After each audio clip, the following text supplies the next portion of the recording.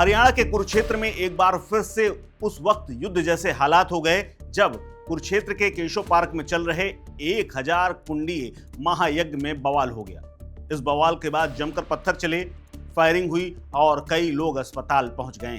दरअसल 1000 कुंडीय महायज्ञ में शनिवार को खाने को लेकर के विवाद हो गया। विवाद इतना बढ़ा कि गोली, पत्थर और जमकर मारपीट तक हो गई। इस मारपीट और तांडव के बाद तनावपूर्ण माहौल है और आरोप है कि ब्राह्मणों को इस यज्ञ में बासी खाना परोस दिया गया, जिसका विरोध किया गया तो उसके बाद उनकी पिटाई कर दी गई। इसके बाद स्थिति खराब हो गई और तमाम ब्राह्मणों ने विरोध करना शुरू कर दिया और विवाद की स्थिति बन गई, जिसके बाद एक सुरक्षाकर्मी ने अपने असलहे से गोली चला दी, जिसके बाद एक ब्राह्मण आशीष तिवारी को गोली लगी, जिसे गंभीर हालत में लोकनायक जयप्रकाश नागरिक अस्पताल में भर्ती कराया गया है, जहां पर उसका इलाज चल रहा है और उसकी हालत गंभीर बनी हुई है। दरअसल हालात ये बने कि पंडितों ने महायज्ञ में घटिया खाने का विरोध कर दिया और सड़क पर उतर आए।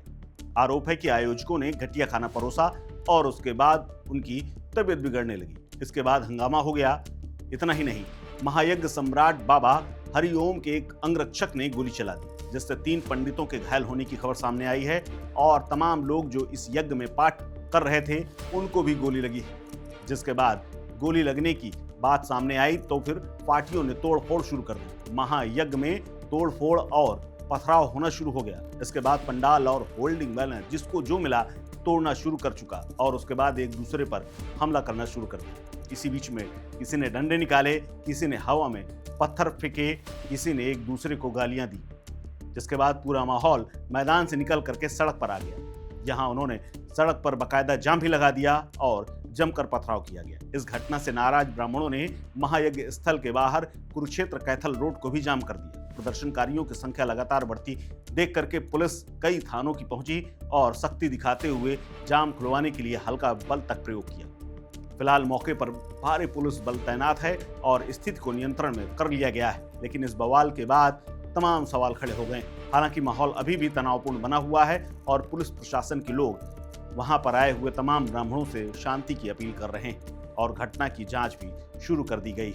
आपको बता दें 18 मार्च से ये महायज्ञ शुरू हुआ था और 27 मार्च तक चलना है, जिसके लिए 108 कुंडीय यज्ञशाला बनाई गई थी और तमाम पंडितों को पूरे देश भर से बुलाया गया था।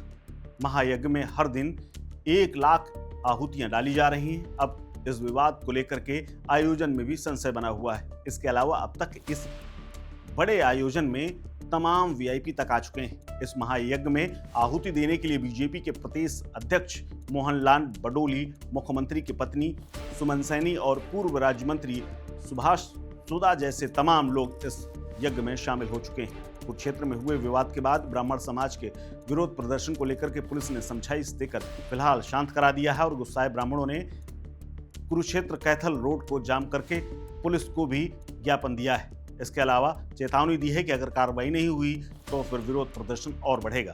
फिलहाल इस खबर में इतना ही। अपडेट्स के लिए बने रहिए वन इंडिया हिंदी के साथ। नमस्कार।